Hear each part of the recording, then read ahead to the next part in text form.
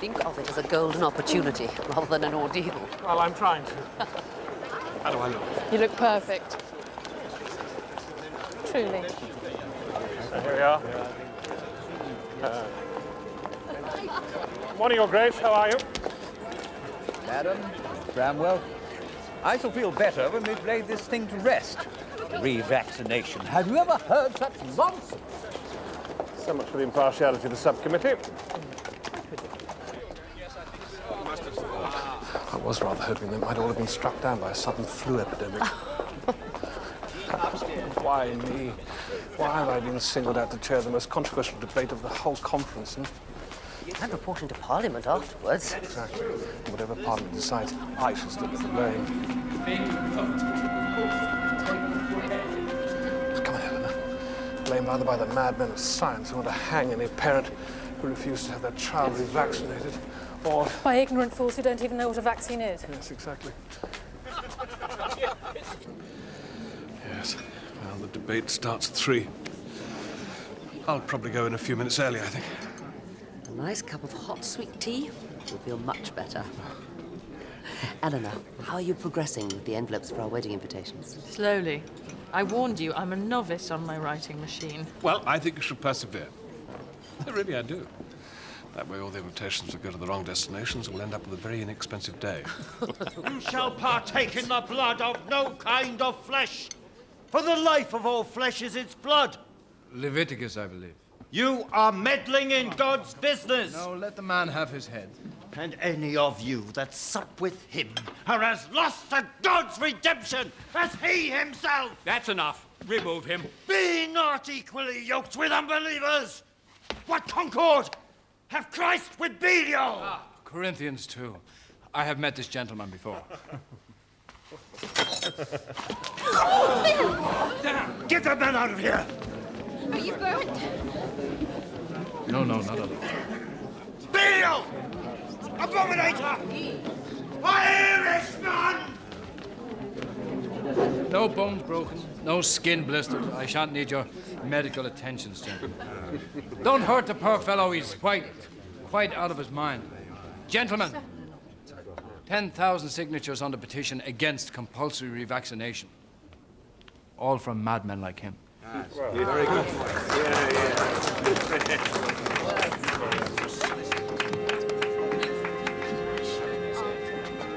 Eleanor.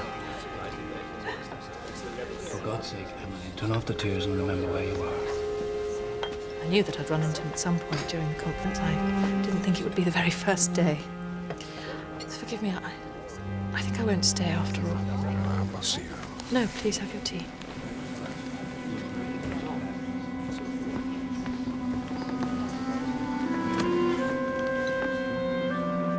I'm so sorry to be such a nuisance. You should tell Dr. O'Neill and get him to take you home. No, please. It's only a few steps to the hotel. My husband really does want to speak. It's just that dreadful man being so vile to poor Finn. Dear. I mustn't cry. Dr. Bramwell, perhaps you would. It's very stuffy in there, isn't it? I'll ask a maid to open a few windows. Get us some water.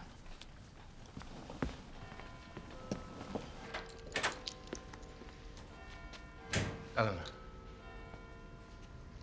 Dr. O'Neill. I thought you were my... Your wife? Thank God I'm not that. So how are we to get out of this moment? What can I say that will make the world move on? The normal courtesies of life would seem the best course. I haven't congratulated you on your new appointment. Thank you. I hardly know which to congratulate you on first. Your doctorate, your job as a senior lecturer, or your wealthy young bride. Long way from the battling Irishman who railed that the world would not listen.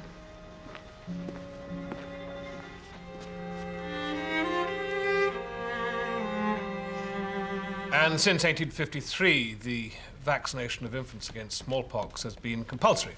Now, the question before this committee is whether revaccination should also become compulsory. And the second question, Who's going to pay for it? Fortunately, it is not the role of this inquiry to take sides, but to give all the arguments involved due consideration. Dr. Bramwell, may I speak? Well, are you scheduled to do so? Not until tomorrow, but I have the facts you need before you can consider anything. Then would you please give your arguments tomorrow? But surely it would help the bishop to understand what he's talking about before he embarrasses himself. Sit down, please, Dr. O'Neill. Just 60 years ago, 3,800 deaths resulted from smallpox in just 1 year. And then came infant vaccination. I told you to sit down. And in the 5 years of 1887 to 91, Could one of there you were gentlemen only back 30 there please call a porter? And with smallpox deaths on the increase once again, we need to have compulsory revaccination at the age of 10. To save 30 miserable lives? They are only miserable, sir, if they are not the lives of your loved ones, or of a child, or your sister. It's all right. I'm going. Excuse me, gentlemen. Very well. I will not tolerate unruly behavior at this inquiry. It's a pantomime. A bishop, a banker, and a GP. All you need now is the dame. I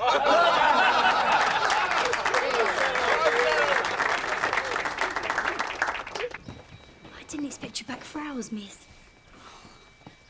Will you take tea in the drawing room? I usually do. I think I'll change first. Mud all around my hem. I'll put your nice blue out, shall I? Whilst you read the paper. I read it this morning. I think I'll take a bath. Miss, I'll just run it for you. Tidy up.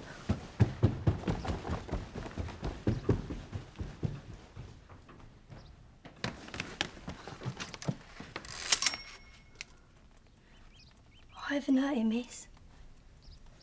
It's only a chunk of metal. I'll run my own bath. No. I assure you that won't be necessary. I shall be most honoured. We shall be delighted, dear lady. Yes, indeed.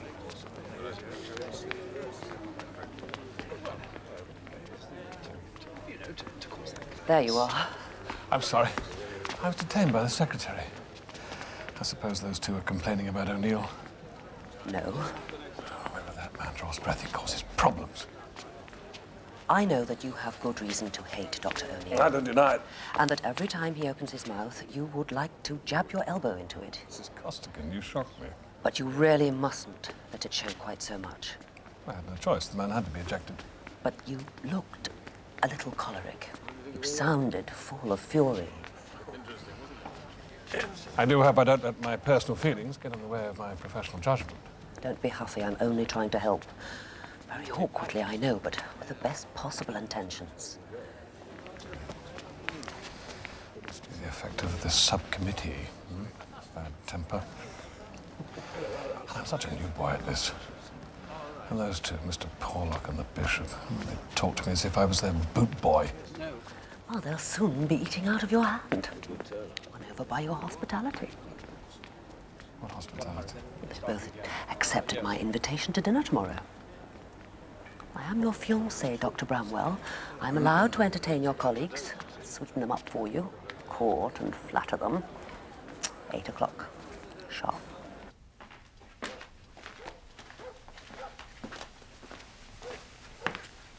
Hello, darling. Not in bed yet?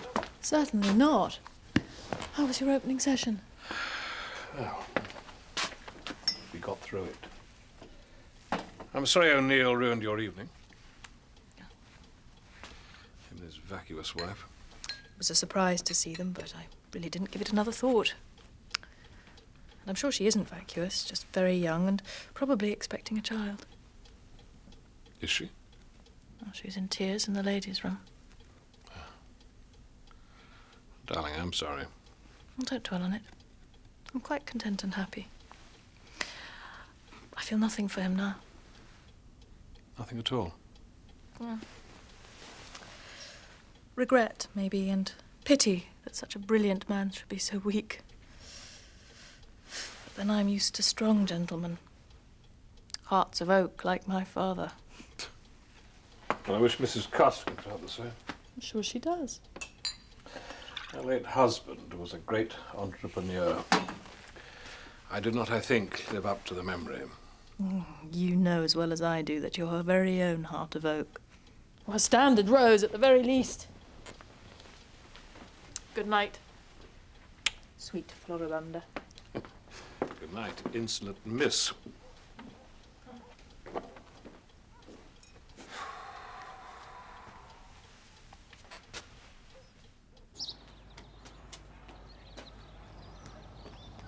you think 30 is middle-aged? My auntie's 30. She's got 5 children. She don't look young. Doubt she feels it. Well, work beckons. Where's my father? He's in with a new patient, miss. Mrs. Wharton. I'm sorry I gave a false name. I thought you might refuse to see me. I most certainly would have. And why did you choose to see me here, not in my Harley Street rooms? I was afraid I would be recognized. We know so many people down there. You're here without your husband's knowledge? And if I was? But then I cannot. Dr. O'Neill is a colleague, but there is a certain history between us.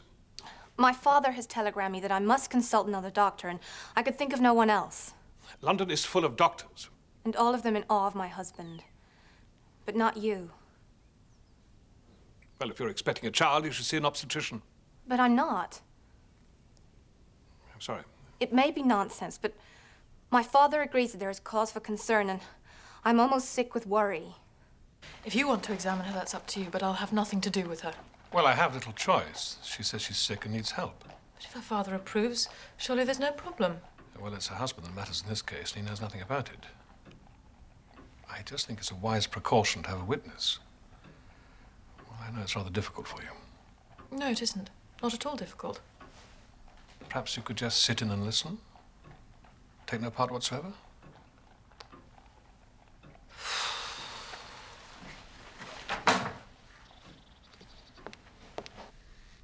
It was that clergyman at tea that decided me. I mean, I know he was a madman, and maybe I'm mad too, but... No, not at all. And please just calm down and tell us what it is that concerns you. My husband is treating me as he treats his laboratory animals, his rats and monkeys. I know he gives vaccines to them, and he certainly gives vaccines to me. He says they're routine. How many inoculations has he given you?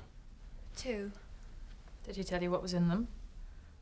He said something about boats and traveling. I've been so unwell this last little while. I'm so tired. I'm sorry, Miss Bramwell, but could you please?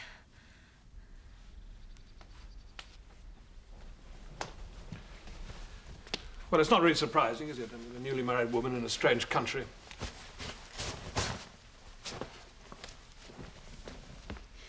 You think I'm being foolish. I have lost weight. I am being foolish. I'm wasting your time, and No, I'm sure really? Miss Bramwell doesn't welcome this. Just slip out of it, please.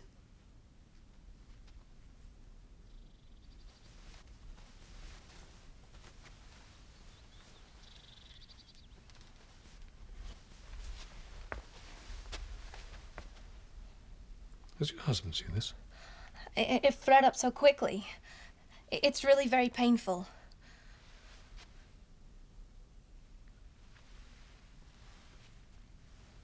She has a temperature of 101 and a raised pulse caused by a localized infection in her arm. You can't be sure that's what she's got. You don't know what vaccine she's You can't take her silly notions seriously. She's homesick, a little lost, and she has a very successful husband who has little time to spare for An her. all-consuming ambition. Only last week he was boasting in the Lancet how he's working on experimental vaccines. With rats and monkeys.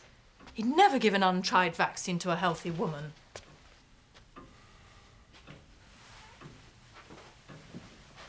Well, your arm is infected.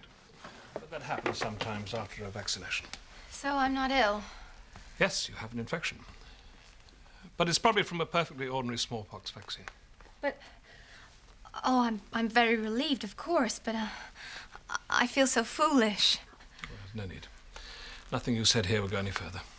I feel so bad about bothering you. I thought you'd have left for your infirmary. I mean, I really do appreciate you seeing me. Well, you've had the service of 2 Bramwells, where most people count themselves lucky to have just one. And this sort of abscess really isn't unusual. No, not at all.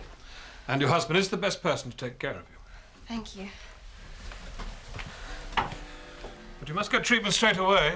Oh, dear, my husband's at work and he's never home before dinner. Well, then you must send him a message. Well, yes, maybe. Kate! This is no run-of-the-mill infection, Eleanor. I must take a blood sample.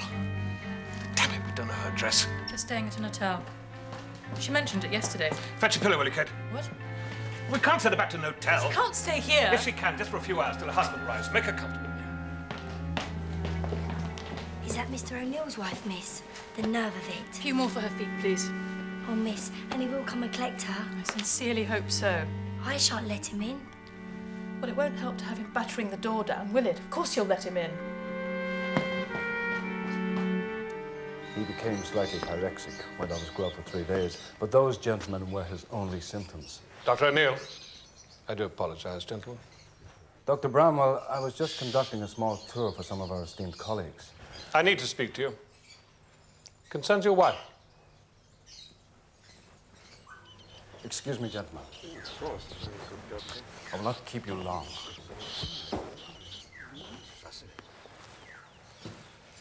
You have my full attention. I'm here to tell you your wife's ill. She was perfectly well this morning. She has a swollen arm and a fever. A swollen arm? What are you talking about? It appears to be the result of some vaccination. Does it? She collapsed at my house.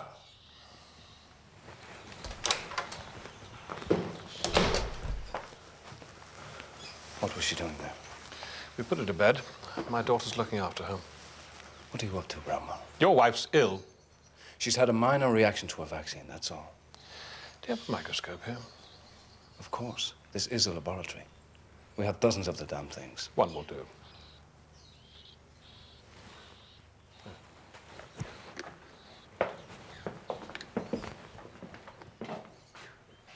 Your wife's blood.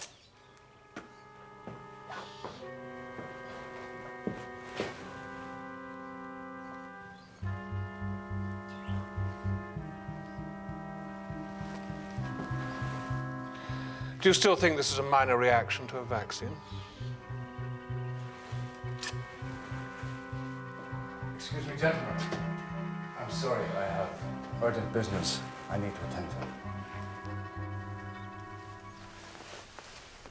Miss Eleanor, I've looked in the linen cupboard and we haven't got nothing.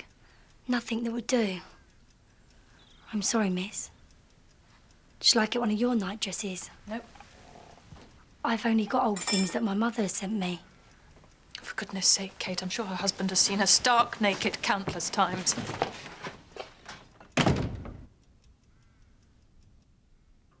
Your wife is in the guest room upstairs, if you follow me.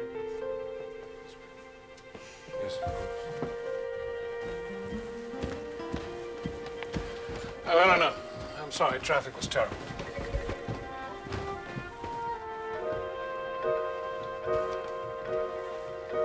Dr. Bramwell. Perennial? Perhaps you'd care to say hello to your wife, then join us to discuss what's to be done. Eleanor, I'm going to change. I have to go to dinner after the BMA.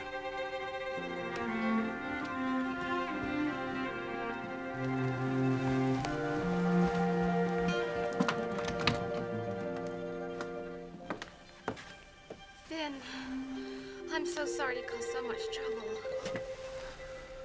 Poor girl, how feverish you are. I was just out walking when I felt so ill. Then it's fortunate we were so near friends. Now, let's discover what's making my girl so poorly.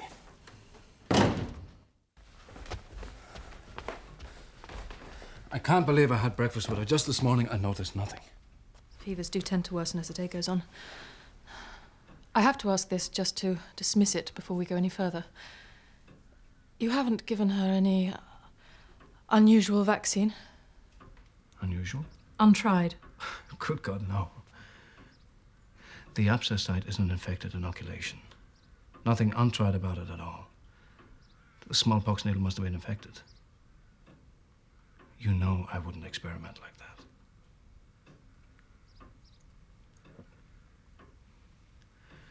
I'd like to take another look at her blood. Yes, of course. Q-W-E-R-T-Y-U. Q-W-E-R-T. Quatiop. Q-W-E-R-T. Kate? Sir? Did you say something? No, sir. Poetry. I didn't know you liked poetry. Oh, I hate it, sir. But sometimes I like it. Well, when you want something to think about, there it is. Yeah.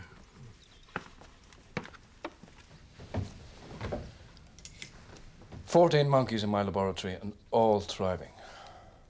She could have kissed every one of them and not caught anything at all. Smallpox vaccine you gave her, did you use that batch on any of your other patients? Of course. And no one's shown any symptoms of any kind that I know of. I think that's my other notebook.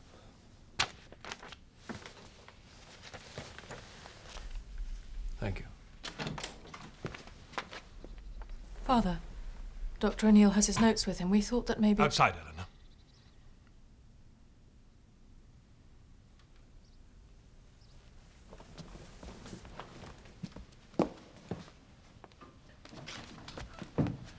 What on earth are you doing? Looking at case histories. Closeted with that man? We're working, Father, trying to identify his wife's illness. Oh, so now you agree it's more than just an infected arm? No, that's exactly what I think it is. But the fever is rising rapidly, and Finn wants to... Finn? Yes, to discount the possibility of a contagious disease. Of course he does. What treatment are you giving her? We're trying to stop her becoming dehydrated. Apart from that, there's nothing we can do. Then he has no need to stay. She's his wife, Father.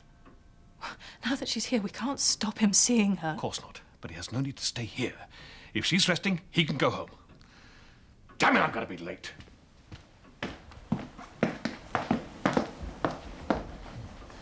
Look, I could cancel. No, really, you need to be at the conference, and you can't abandon Mrs. Costigan afterwards. The whole evening is for you, after all. I'm not a silly girl. I won't faint if Mr. O'Neill looks at me. I'm quite calm and able to deal with this. Don't worry so much about you.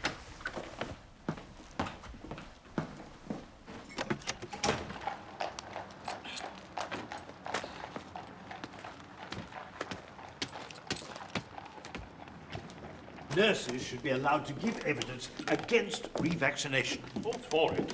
Educated nurses against it. Timothy says it quite clearly. A woman should be silent. Saving your presence, Mrs. Costigan. Well, in church, I believe. In your own hallway. Quite. I'd be willing to hear Mrs. Costigan's opinion on the matter. Willing to hear it because you know she's far too wise to give it. It might shock you. I might say that a nurse would talk a great deal more sense than some of the gentlemen you've been hearing. She might just make them sound very poor indeed. Oh, Mr. Porlock, I rest my case. Hands full there, Bramwell. She'll be telling you how to behave next. She won't, any more than I dream of telling her how to behave.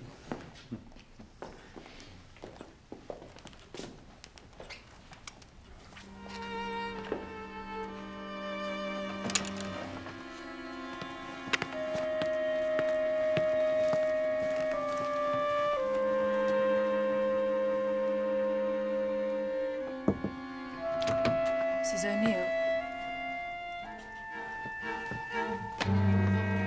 Finn! Fetch Dr. O'Neill at once.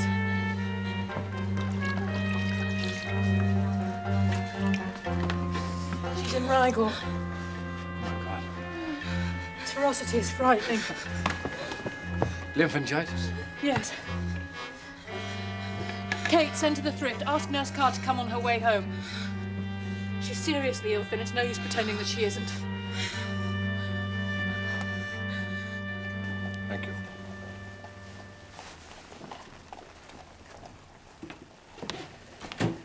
Thank you, Ruth. We'll look after ourselves. I thought I might take the carving knife to them both. Well, I'd have stopped you. I'd have done it myself. You know, one of these days, we're going to be standing together on those steps, waving goodbye to our guests.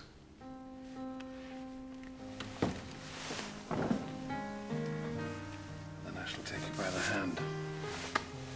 Kiss it. And I shall put my arm around you. Kissing you.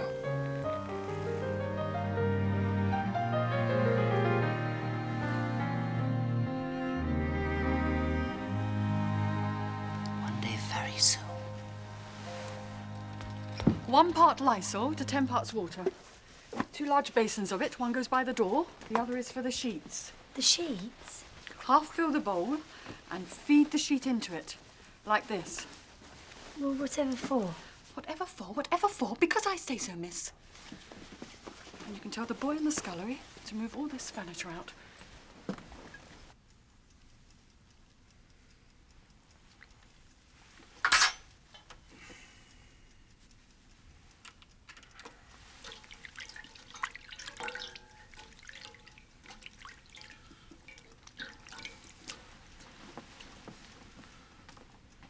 The latest recommendation for an infusion is salt and sugar. She may not be able to absorb such a rich mixture.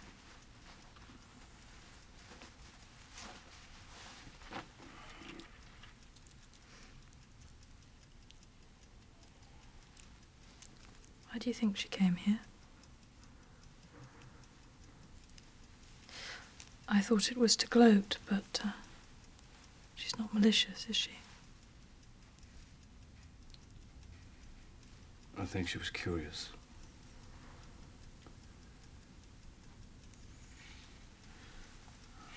She's forever asking me about you.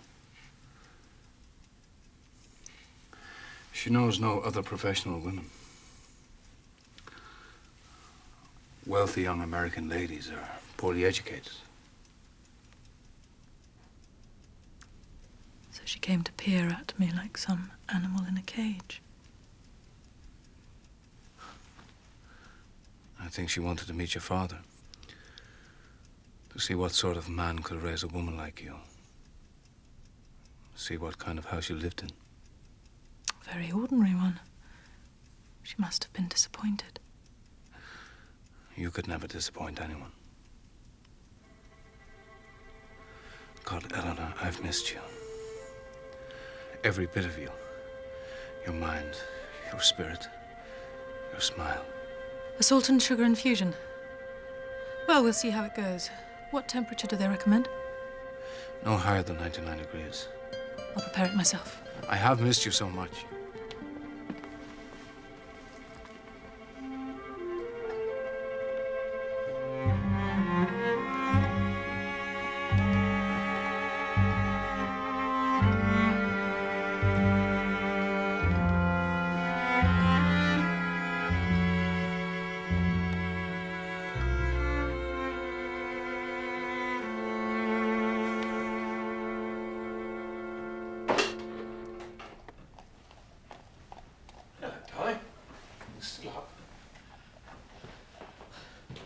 Have you forgiven me for being such a bad...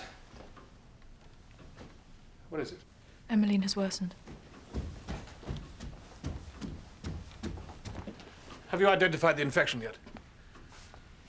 May I get some instruments from your room? Yes, of course. This isn't an infectious ward. Well, it seemed wise. And this car, I didn't realize you were here. This car's just going to bed. I've had one made up in the nursery. I'm sure we'll manage. But there's only one lady among you, Doctor. Well, there's Kate. More hindrance than help, that one. Call if you need me, miss. Thank you, Nurse Carr. Good night. Eleanor, that woman should be in an isolation ward. She's obviously infectious. You have no idea what that disease is. All you know is that O'Neill's given her a vaccine which has made that woman seriously ill. And God only knows what was in it. We have the evidence before your very own eyes. Oh, for God's sake. Have you never seen an infected inoculation site before, Dr. Bramwell? No, not as ferocious as this. Why is this woman not in hospital? She's too ill to move. That's nonsense. It's because you don't want it to get out that you've infected your own wife. So much for your life-saving experiment. Well, wake her. And are you so besotted with him that you do anything to protect him? And you hate me so much that you would move her in a weakened state. You'd risk her life. Stop it! How dare you accuse my father of something like that? To suggest that he let an innocent woman suffer out of spite? To avenge his daughter. His daughter requires no revenge. She's very happy not to be shackled to you for the rest of her life. Now, Dr. O'Neill has assured me that the only vaccines he gave his wife were approved ones. And of course you believe him. Tell me, who stands to benefit from your wife's death? I think that I didn't hear you. Well, then I'll repeat myself. If she dies, who stands to inherit her not inconsiderable wealth? It's unbelievable. My God, it's true. You weren't trying to protect your wife from some disease. You gave her that vaccine, anticipating her death, hoping for it. So now he's a murderer. Do you think that once you'd freed yourself of her, you could worm your way back into my daughter's affections? My God, you're a malicious man, Bramwell. Has he made any approaches to you? Don't dignify that with an answer. Oh, I see. What have you poisoned your wife with? There's no reasoning with him. Very well. I shall sort this out. Eleanor. I shall find out, O'Neill.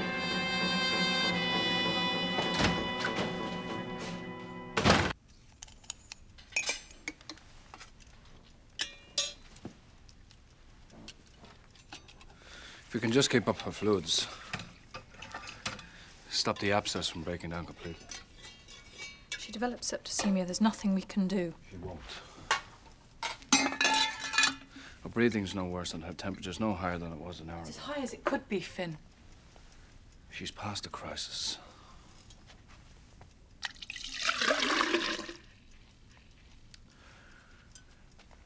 Maybe she's on the mend. And maybe she should be in hospital. What will it look like if she dies?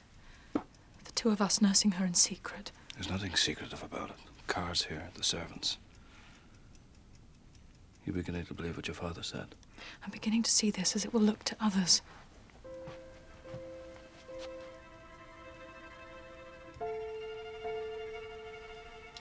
But I think you don't care about her quite as much as you care about your career. Or me.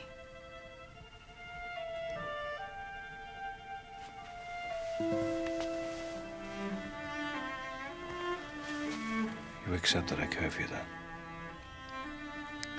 Well, that's something. There's soup and bread in the drawing room, miss. Thank you, Kate. Dr. O'Neill will come down now. I'll wait until he returns. Well, if it's just sitting with her, I could do that. Yours will get cold. Just put it under a plate, please. Dr. O'Neill, won't you go downstairs? If you insist. I do.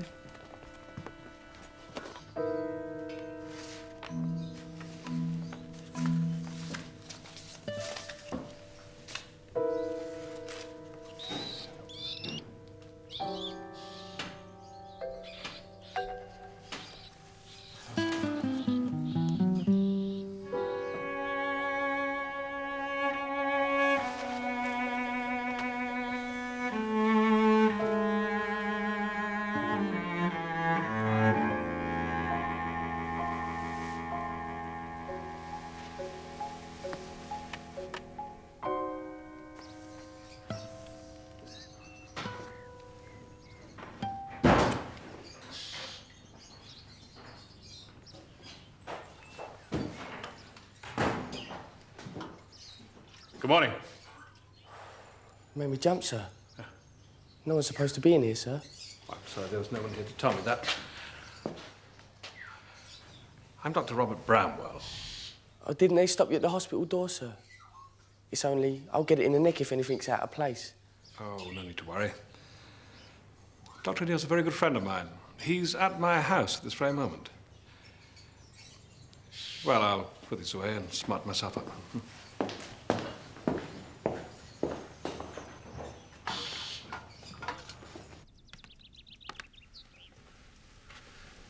She looks rested.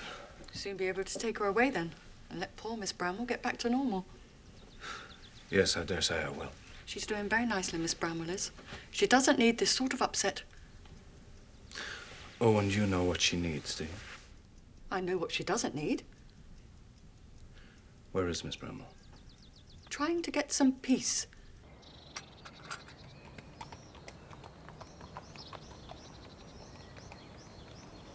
I'm sorry I was using your machine. My machine? I really don't mind. No, I should have asked. But it's just so difficult, isn't it?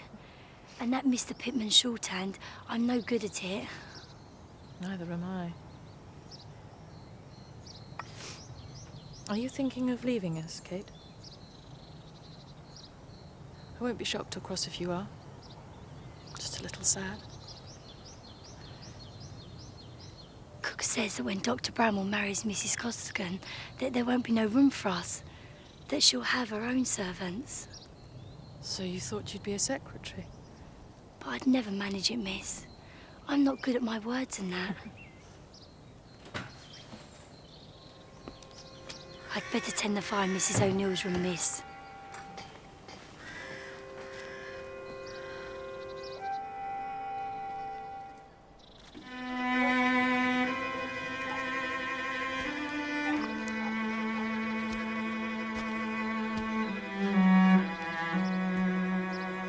She's sleeping peacefully.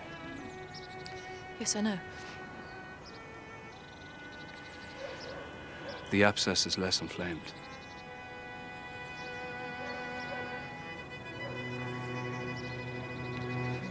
This is purgatory, Eleanor.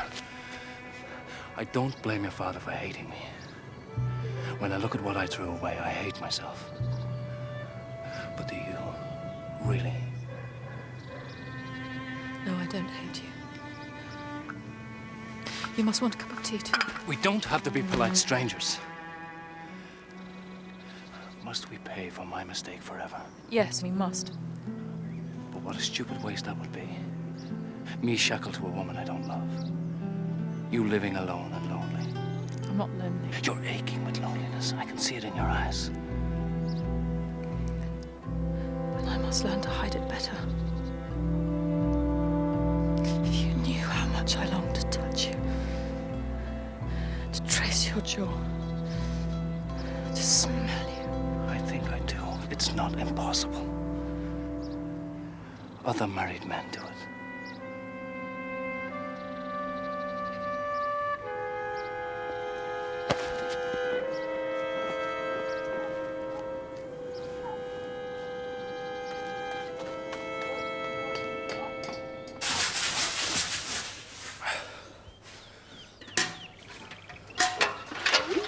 Oh, blimey, sir. I'm sorry I didn't see you there. It's all right. My fault entirely.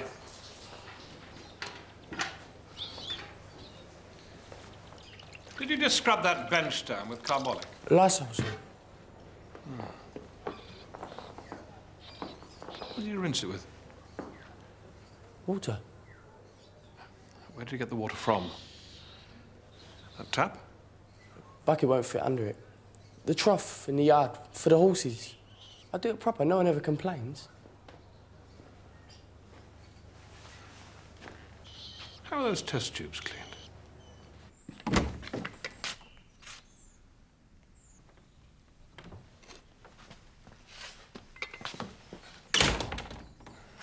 For God's sake, Eleanor.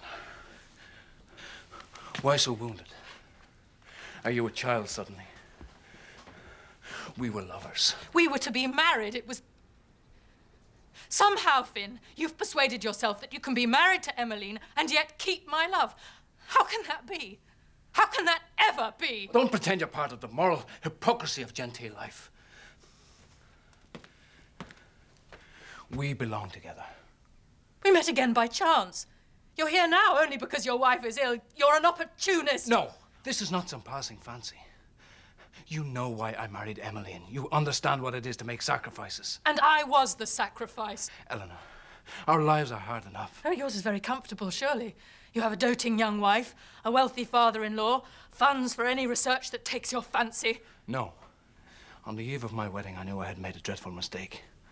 So I decided there and then not to make things worse by living off her fortune. So you sacrificed our love for absolutely nothing? No success was brought by it, no money, nothing? Absolutely nothing. You see how much I've lost? You're so slippery. You twist everything. All I have is my work. And my love for you. No. All you have is your work. And now you know what that feels like. Good morning, Mrs. O'Neill. Nurse Carr. Dr. Bramwell, we're looking much better this morning. Yes, you had such a good sleep. It was a pleasure to watch you. I'll get the dressings, Doctor.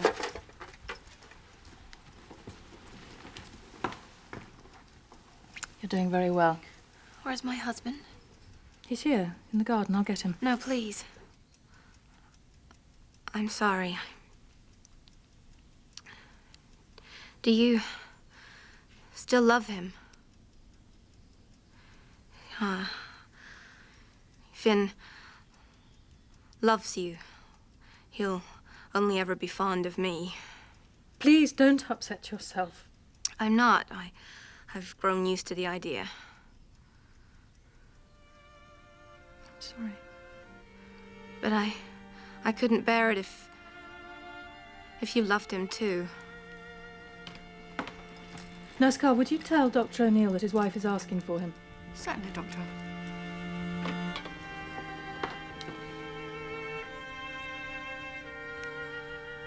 You see, if you love him, Finn will return to you. He will.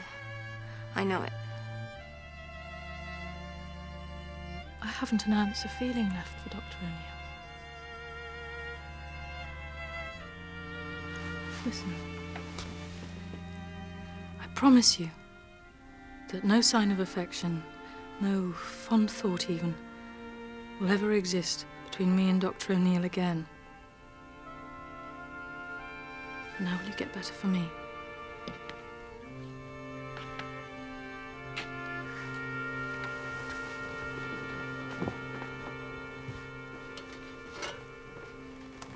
Sweetheart.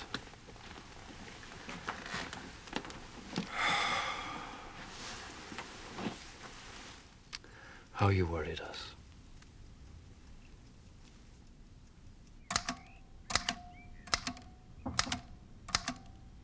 Come in, Kate.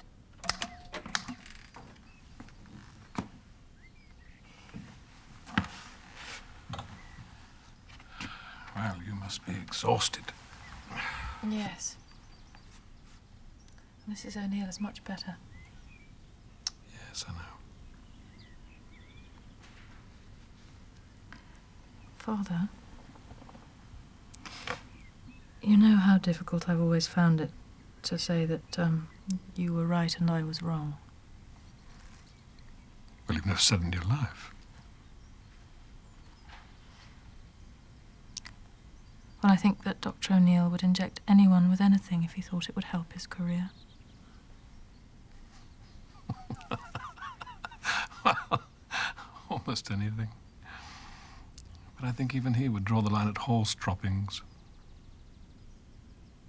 And so, while the great Dr. O'Neill was giving lectures and holding court in every medical You're school relishing in the this, aren't you, land. Bramwell? Yes, I am, rather. You neglected the most basic requirement of a clinical environment. Simple cleanliness. Hygiene. I observe every disinfecting procedure. Yes. Whilst your porter washes away the disinfectant with water, which he gets from the horse trough. Oh, and by the way, you know, he gets a rather nice shine on your hypodermics by spitting on them and then rubbing them vigorously. Do you want any more? No, thank you. I have been rather distracted lately. My houseman deals with the day-to-day business. Yes, of course, you do have better things to do. But you do take instruments home from your laboratory, don't you? To administer vaccines to your wife? Oh, God. If this gets out, I'll be disgraced. They'll appoint someone over me. They could even sack me. Everything gone. But not your wife. Who is, of course, your main concern. Of course. Emmaline, I'm sorry. How could I? It's just the hospital board will crucify me. Poor little wife. To think I nearly killed you. You didn't. I'll take better care of you from now on. I'll dress you in fine silks and feed you with strawberries and cream. Yes, thank you. Before we close, are there any other speakers on this subject? Dr. Bramwell, may I? Order. Order. I do appreciate this is the last day of the inquiry. I do apologize. I had intended to speak earlier. Oh, this is ludicrous. We've heard enough muddled thinking, not least of which have been the godless rantings of Dr. O'Neill. The simple truth is that God visits disease on those he pleases, and man has no place meddling in his great and fathomless plan. Even an Irishman who believes himself to be the second coming. And revaccination would cost far more than the public purse could afford. You buggers care about his money.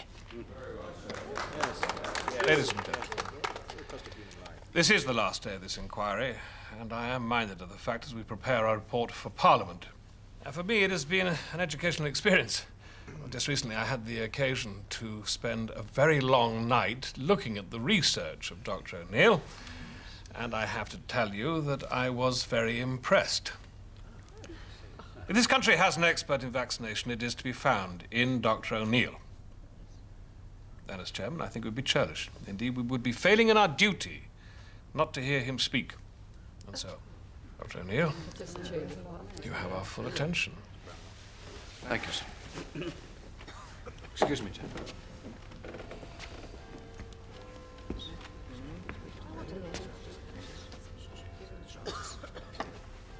I know I often speak unwisely and with too much emotion. I know I should change that. How can a man not have emotion when he has seen what I have seen? Children, women, row upon row of graves. How are you getting on, Nurse Carr? Nurse Carr was just saying I could be a nurse. Are you mad? I certainly was not. The very idea. Oh, Kate, you really wouldn't be happy. Pity the poor ward that got landed with that one. I'll say goodbye, Dr. Bramwell. Yes, thank you so much for all your help. I'll see you at the thrift tomorrow.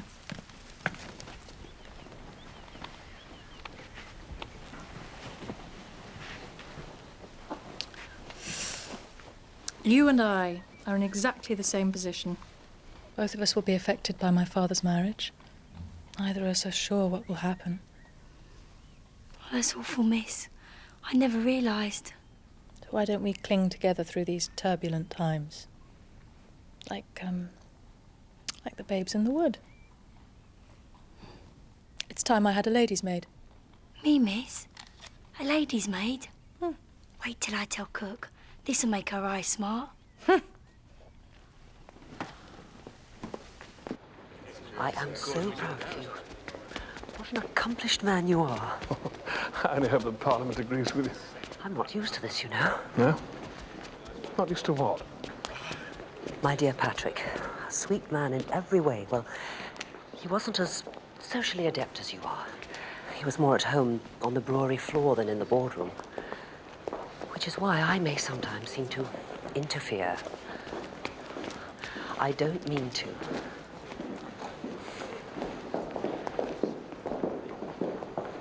Excuse me, Mrs. Costigan. Dr. Bramwell, I want to thank you for your words in there. My colleagues should be impartial. Obviously, they're not. I only did what was right. And I am humbled by it. If I could learn from your impartiality, if I could somehow achieve your integrity, I hope that one day I will be as good a man as you are now. But I have a long way to go.